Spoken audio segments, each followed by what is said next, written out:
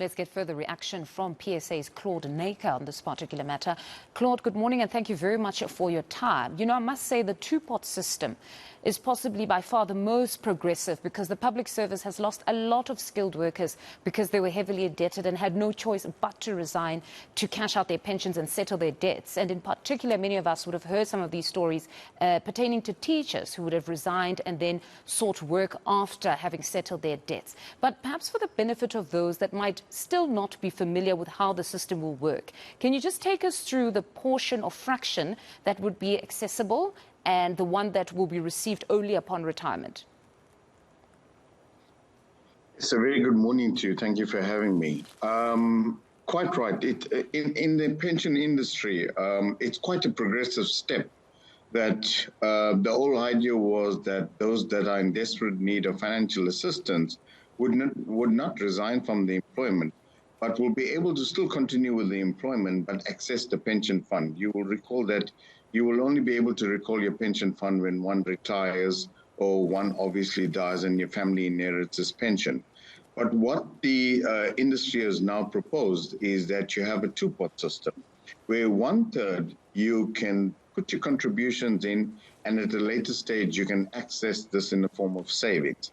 The other 2/3 will be preserved, and that you can only access upon retirement. So this prevents an employee who is in economic financial constraints to actually resign from the service itself and try and take their money, and then obviously, and some of them have squandered it, some of them have not financially invested it properly, and then they have to rely on the social system. So basically what the system gives is that employees are able to serve or save in the one pot, which was expected to commence with next year, March 2023. And then you'll be able to access at least once a year from the savings pot.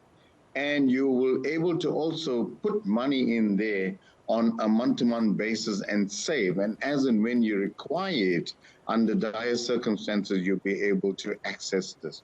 So that's why they, in a nutshell, call it the two-pot system. One pot is where you save, and the other pot where you preserve it. All right. And then your take... Apologies for the interjection. You can continue. Yeah, I was saying that we heard the announcement and everybody was enthusiastic about it, and we felt that it was the right way to go. And in the public sector, obviously, they have their own government employees pension fund, which is regulated by its own law and rules.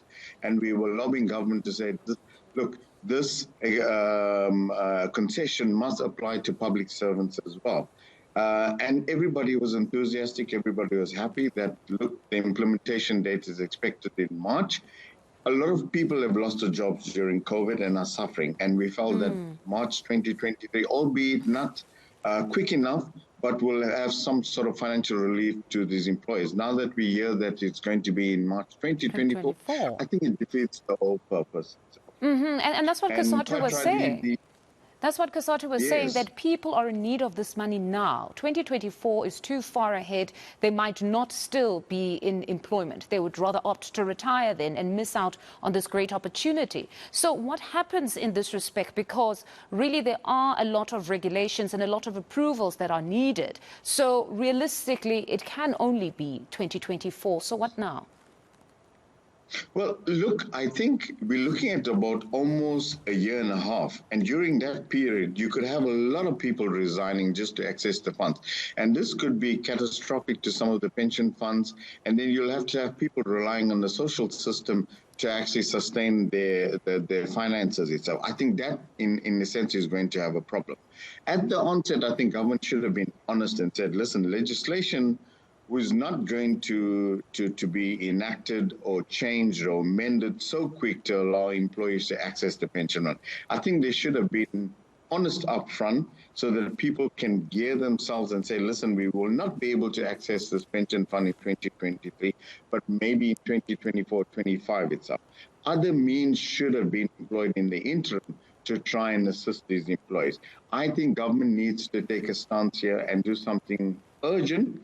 2024 is unacceptable. It's extremely unacceptable to try and access. A lot of damage could be done in the interim, and I think this could be catastrophic, not only for the pension industry, but for employees on the whole itself. So we're urging government to look at this seriously and come up with another plan, a plan B, to say, listen, employees will be able to access the pension fund to try and assist them under these circumstances. You know, you raise a very important point around transparency, because had they been transparent, that, I mean, the likes of the Financial Sector Conduct Authority is yet to approve. They must still consider this whole thing, approve, and then we must have regulation that that speaks to this particular piece of legislation. But then, with all of that, had they been transparent, like you say, there could have been some sort of a plan B that in the interim you can access this amount of money, and then they have some sort of legislation that speaks to just that particular period when they're still awaiting the final commencement of the two-pot system. Absolutely. And we kept asking the question, is this going to be feasible? I think the pension services industry, and the colleague that spoke just before me as well, she indicated, listen, there was no way, even if legislation was passed in 2023, or it was applicable in 2023, there's still a lot of work to be done by the Board of Trustees of these respective pension funds to say, listen, how are we going to implement this? What criteria are we going to adopt to ensure that people, if they access these savings, what criteria are we going to adopt? So that in itself was going to take some time, even if it was implemented in 2023. So if government is saying now that you're going to implement it in 2024, yes, I understand that the industry will now make provisions for that.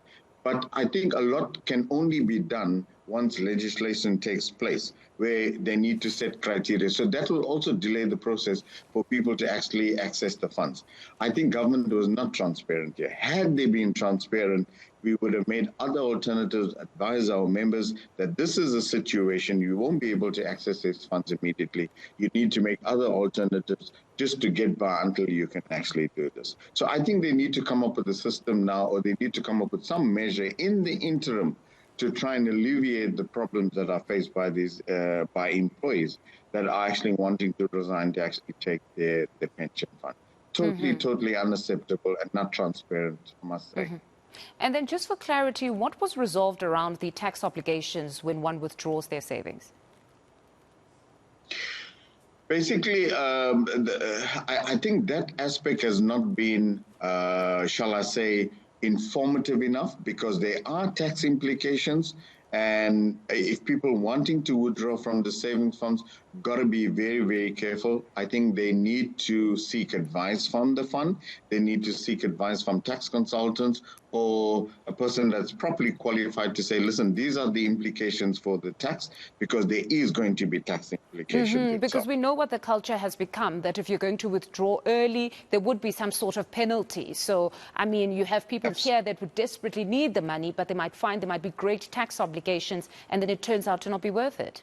So, I mean, one would think that they would actually stress that or belabor the point around the tax obligations. Well, the whole idea is that you have a two-pot system.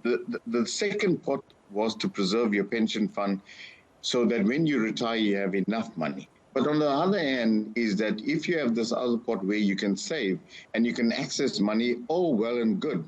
But if the tax implications are so high that whatever that you want to extract from the first pot is going to be very little, is it worth then actually accessing that? Is it a good proposal? Is it something that is worth taking out? Or you should just preserve the entire savings in one pot? So those are the things that you need to consider. And if you have an ordinary employee who does not understand the tax implications, you might be sitting with a very empty first pot, where you constantly have to be saving and then been taking out, and you're really not saving at the end of the day. And if you're close to retirement, that might pose a problem for you, because remember, if you do save in the first pot and if you don't access that, that obviously goes onto the second pot when you are retiring. So I think those needs to be hammered out very, very clearly. On a publicity stunt, where you indicate, listen, yes, this is a good thing for employees and people are able to access this. On the other hand, you also need to explain what are the implications, the tax implications, if you're going to access this, which is crucially important for us. Because we don't want to see then those in the public service now protesting, saying beyond that progressive move, we now are heavily taxed on this particular money when we desperately need it. So it's important to know from the onset. But speaking of strikes, public sector unions have been given a certificate to strike after rejecting government's latest offer of a 3% wage increase. Your take? Well, what's happened is that the PSAs was one of the unions, or the only union that has declared a dispute, and I think this has put pressure on government to up their offer. The latest offer that's on the table is a 3% salary increase, coupled with a cash allowance that they have been receiving since last year, and a 1.5% pay progression, which is based on performance. That is in a draft agreement which was tabled about 2 weeks ago. All the unions that are affiliated to the Public Service Bargaining Council are busy mandating their members to either accept the offer. The offer on the table is not what we set out at the beginning or what we demanded, but it's substantially better than what we had started off from 0% and then went on to 1.5% and 2%. So, in essence, some of the unions seem to be happy with what's on the table at the moment. And we've taken it out to our members. And if our members give us a mandate to sign the agreement, we will definitely go ahead and sign the agreement. We expect this whole process to finalize by no later than 28th of September. And if majority of the unions do accept this agreement, then the agreement will be in place and employees will be able to receive the salary increases with effect from 1st of April this year. Claude, thank you very much for your time. That was PSA's Claude Naiker. Now,